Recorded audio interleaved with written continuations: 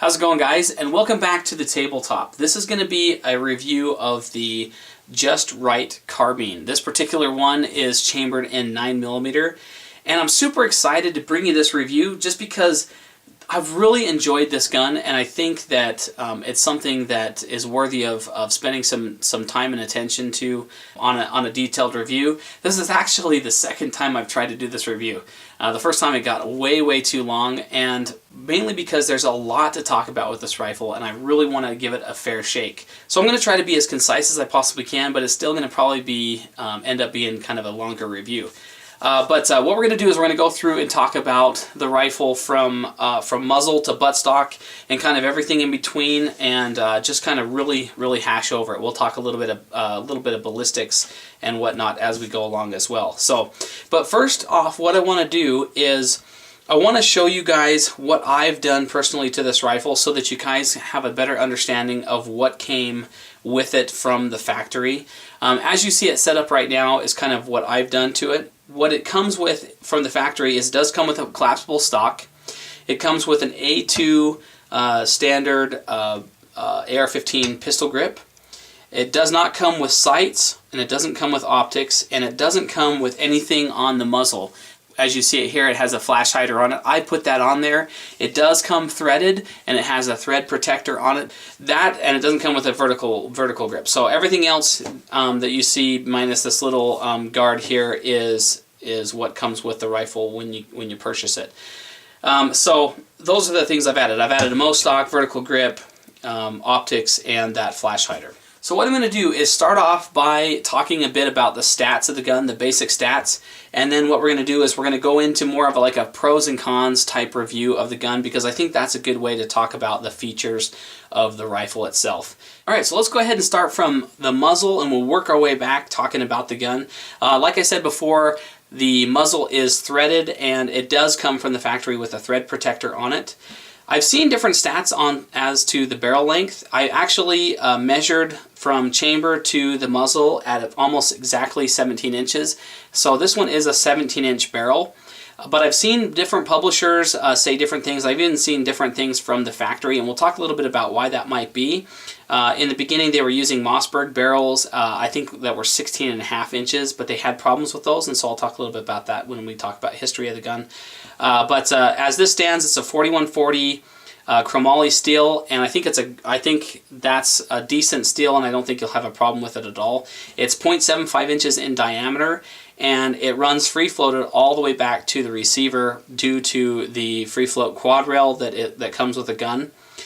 This is the updated quad rail. The original quad rail that it came with earlier models, instead of having these round ventilations, had kind of diagonal ventilations here at the end of the quad rail.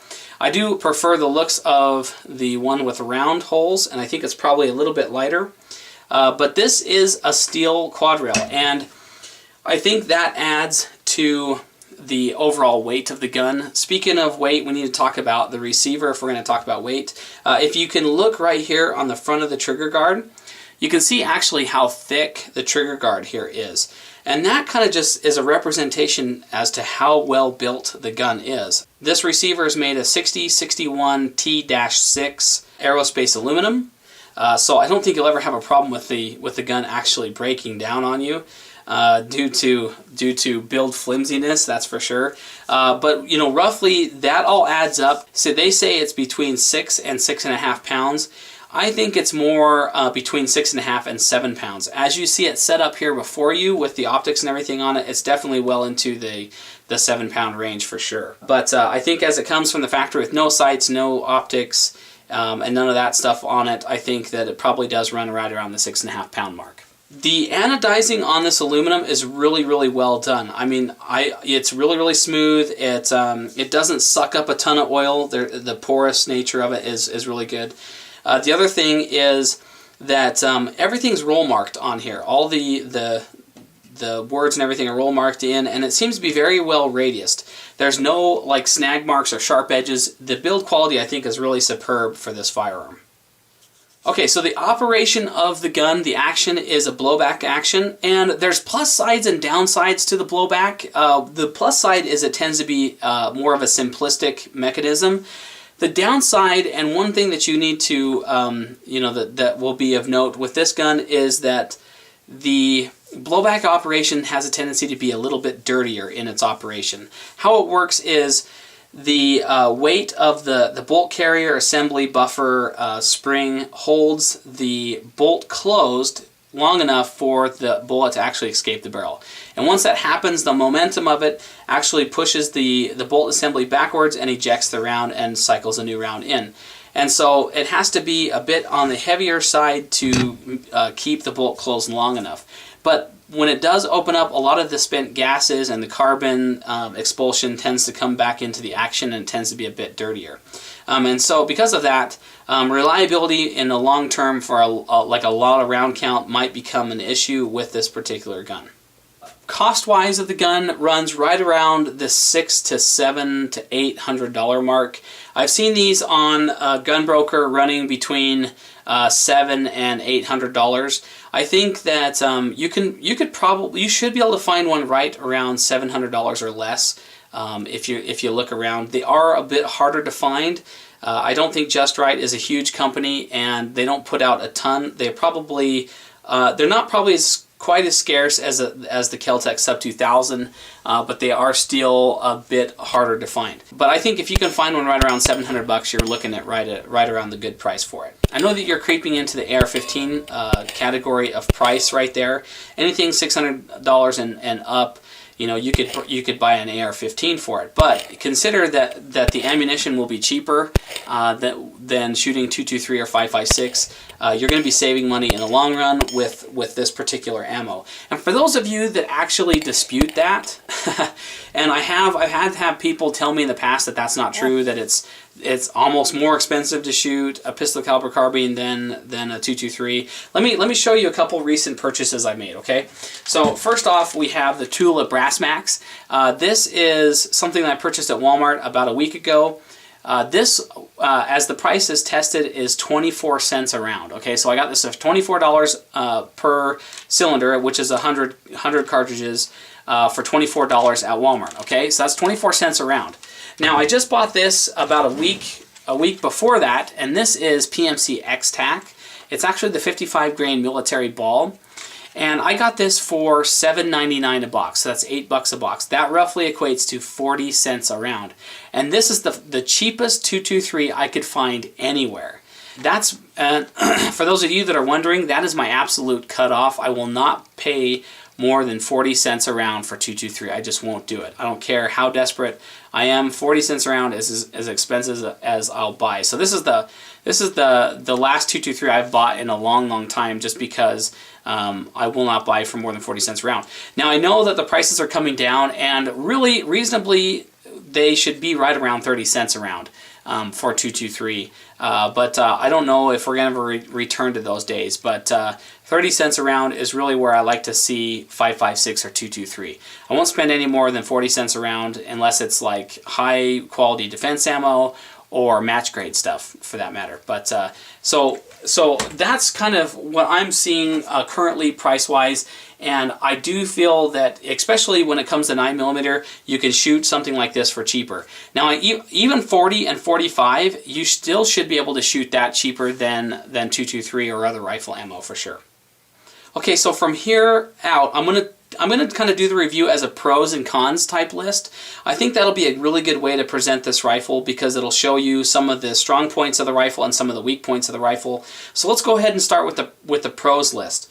The first pro of this gun, and the reason why I think this is a really viable option for your pistol caliber carbine, is the fact that it takes Glock magazines. We all know that Glock mags are produced and manufactured really robustly. They're very reliable, and I think that is one of the highlights of the Just Right carbines, is that they take Glock magazines. Now this particular one is the 9mm carbine, and so it takes every single type of 9mm magazine out there. So for instance, we have a Glock 19 mag. This one is a 15 rounder, okay? And it slides right in. You can also use Glock 26 mags, which is the baby Glock, okay?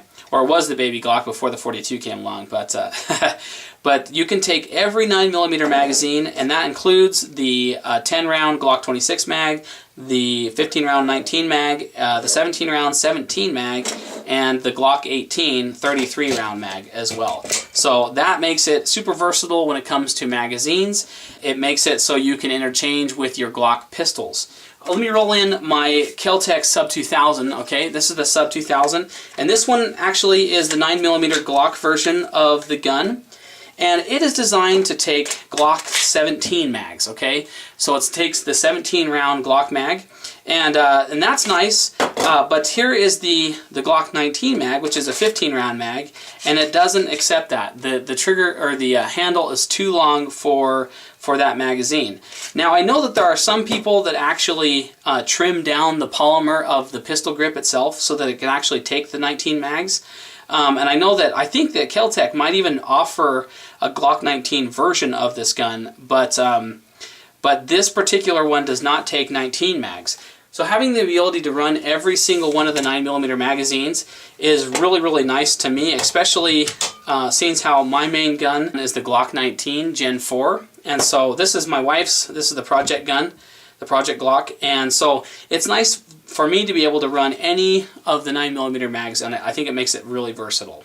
Another pro to this rifle is that the charging handle and the ejection port can be swapped from left to right. So you can run it in different ways. So right now I have it set up with the charging handle on the left and the ejection port on the right, okay?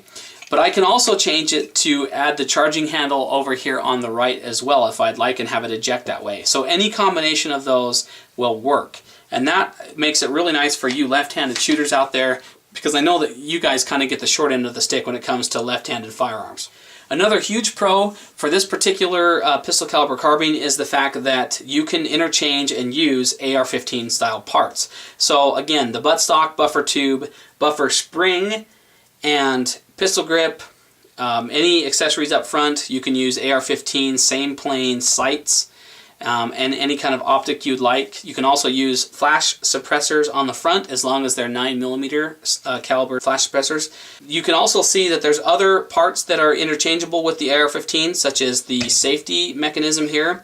The magazine release is actually an AR-15 part, and the trigger that's inside of it is actually an AR-15 part as well.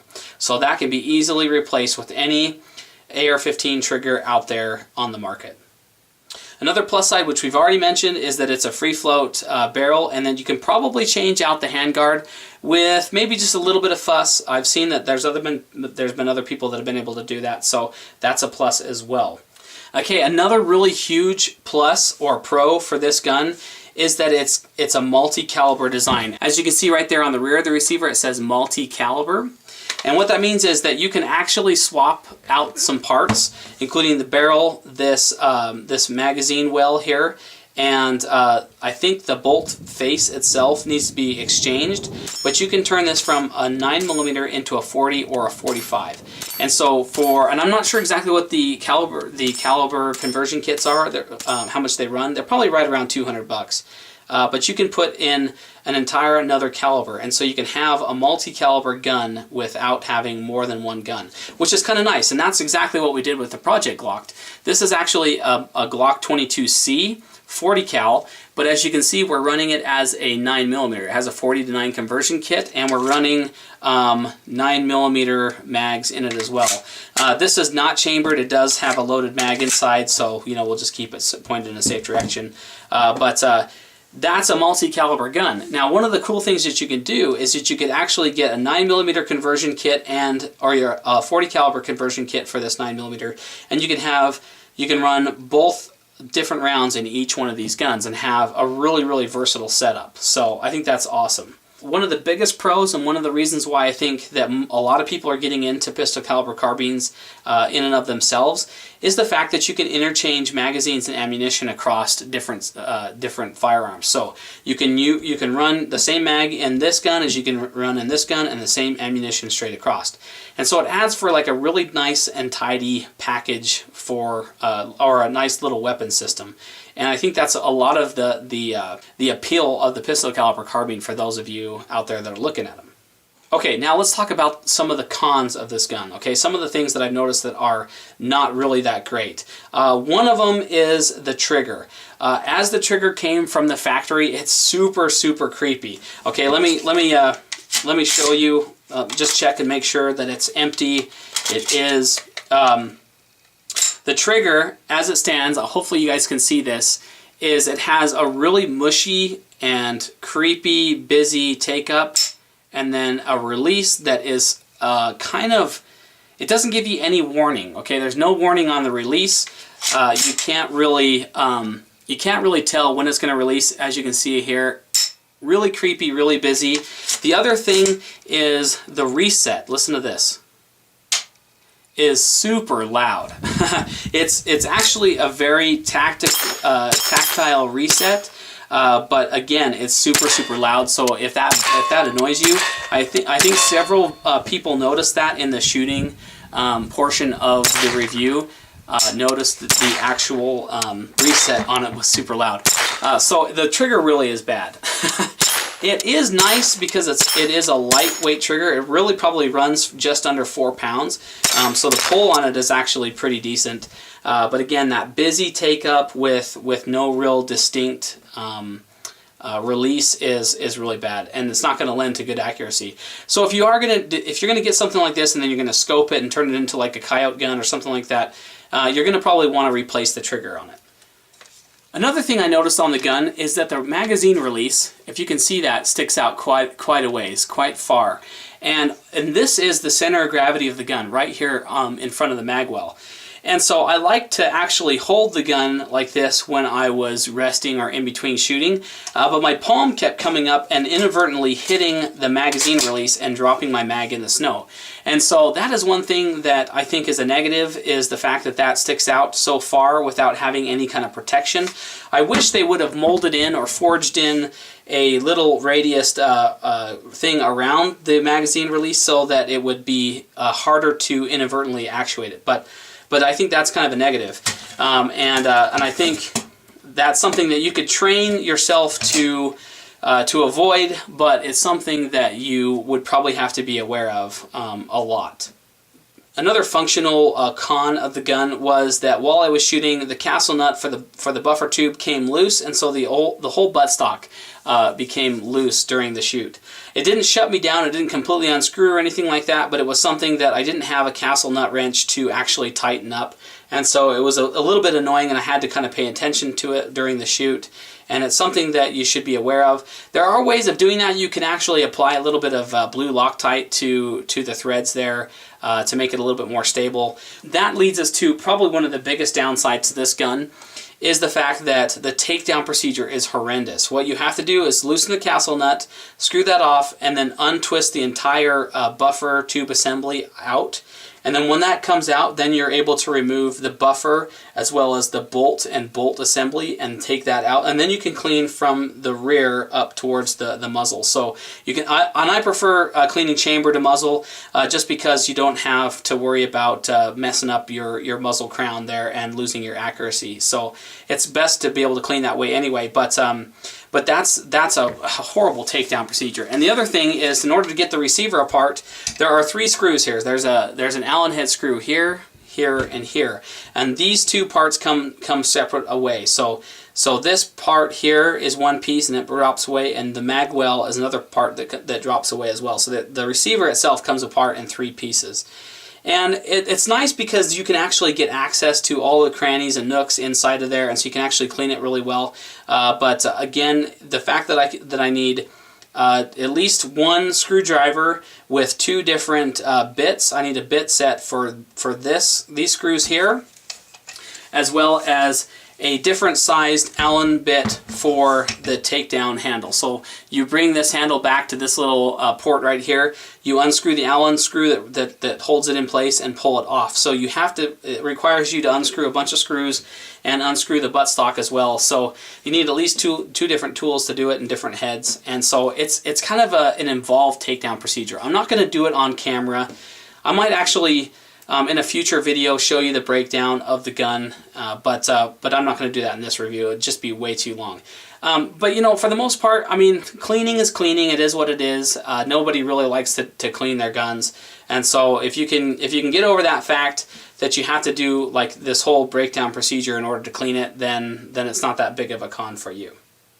So talking reliability of the gun, I've put 500 rounds through this gun in particular, and I had one failure to eject. It was a failure to eject. The casing didn't actually go out, and the round stripped out of the magazine and kind of went halfway into the chamber, so it was kind of a failure to eject / failure to feed. It ended up having to lock the bolt back open, and I had to remove the magazine in order to get the round out of the chamber. So it wasn't that big a deal, and you know, one failure to eject in 500 rounds to me is an acceptable amount of reliability, especially with a blowback operation, and a blowback operation that was getting towards the dirty side. That happened right around the 400 round mark. The earlier models of this gun had problems. I know that originally Just Right was using Mossberg barrels, I believe. People were sending the guns back in, and they were replacing the barrels with different barrels. And I think the barrels must have been out of spec or something like that, but they were causing malfunctions. And I know that that Just Right did a really good job with their customer service, from what I've read from people, but it was still an inconvenience. And I think on the newer models they've remedied that problem, which is evidence with you know, having one failure to eject within 500 rounds of me shooting the gun. So I think reliability has been straightened up a lot in the later models. And I think that if you get a repaired original model, you should be fine too as well. Another huge con for the gun is that there is no last shot hold open. So on the last round, the bolt does not lock in the rear position. You have to actually manually bring it back and lock it into this slot here in order to keep it open. So that keeps it open there, so you can change your magazine out, put a new mag in, and then you just reach up, slap it, and it goes forward. So that's a little bit of a downside. I really wish it would have had a last shot hold open. It would make it a lot more functional as a tactical style rifle. As it is now, you're just going to have to train that you either have to rack the bolt after you've put a new mag in, or you have to lock it back and send it home manually that way. So that really kind of concludes the pros and cons of the gun. I mean, it really is a nice shooting gun. Accuracy wise, with this red dot, I was getting about 1.5 inch groups at 50 yards with it. Now, if I put a magnified optic on it, you really should be able to shoot a lot better groups. You should be able to shoot, you know, between 1 and 1.5 inch group at 100 yards, I'm guessing. That is going to happen in a future vid. I am going to put a scope on it just to do some accuracy testing for you guys in the future, so you can see that showing up. But as it is right now, it's about between 1 and 2 inch groups at 50 yards with this 2 MOA red dot. One of the things I was able to do though during testing is get some chronograph readings out of the gun. So we took 2 different ammunitions. We used the Winchester white box. This is the 115 grain full metal jackets. And with these particular rounds, I was getting 1,375 feet per second out of the muzzle with this load. And I was also utilizing the Federal 115 grain full metal jackets, and I was getting 1,350 feet per second out of this gun with this ammunition. These 2 ammunitions run right around 1,100 feet per second out of this gun, so, or maybe 1,125. You're roughly getting about 250 feet per second more with the 17-inch barrel than you are with this 4.5-inch barrel on the Glock. So that's an impressive amount of gain when it comes to ballistics out of the pistol caliber carbine. And I spoke about that in the past in different videos, that you do gain between 25 to 40% more energy out of your rounds out of a carbine length barrel versus a pistol. And that's a huge advantage. It really is nice. So we were able to chronograph those two different ammunitions, and that's kind of the numbers that we were getting, about 1,375 feet per second with the Winchester white box, which I think is pretty impressive. Anyway, my overall impressions of the Just Right carbine is that it's a really superb gun. The fit and finish is really nice. The robustness is nice. But for the most part, I think it's really well made. And like I said, the biggest cons to the gun really is the fact that it does weigh a bit more, you know, being over 7 pounds. They could have taken off some of the excess metal off the receiver, maybe used an aluminum quad rail, some things to kind of shave the weight down. But for the most part, it's not a deal breaker. The trigger is bad. The magazine release is a little bit obtrusive, and it also can be inadvertently actuated. No last shot hold open, and the takedown procedure is horrendous. But other than that, it's a really good gun. I think that it's going to be a keeper for me. It's going to be something that I'm going to enjoy to shoot. I'd like to put a scope on it and really stretch it out. You know, actually, the 9mm full metal jacket ballistics, you're going to have about the same drop rates as a .22 long rifle. And I've shot .22 long rifle out past 450 yards. So I know that it's possible to shoot that far. It's just whether or not it's actually feasible. I think really effective range for this gun with a magnified optics is 400 yards or less.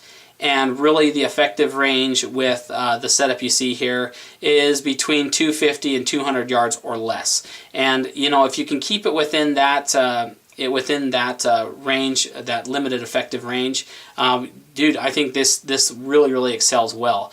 Anyway, hopefully you guys found that interesting. If you have any questions or comments about the gun, please leave them down below. I'll try to get back to you. I can't always get back to everybody, but if you have a question and I don't answer, someone in the comments, one of my subscribers will probably comment and answer your question for you. So hopefully that happens. But don't forget to subscribe, guys, for more videos just like this in the future. Don't forget to rate and share the video with your friends. It does help the video out. It does help our channel grow, and it allows us to bring more reviews just like this to you here in the future. And really, guys, as always, I really appreciate you guys watching, and we'll catch you in the next video. See ya. And then we have this one, which you guys have never seen on my channel before, which is the JRC, or Just Right carbine, and this one's also in 9mm Glock as well. And so we're gonna be doing some shooting with both of those rifles today. There's a lot to go over with this rifle. I'm actually super excited to do some reviews with you guys and do some shooting, and show you a little bit about this. This particular video is not going to be burdened down by a lot of detail on the rifle, mainly because there's just too much to talk about with it. If you guys have followed my channel for any length of period of time, you know that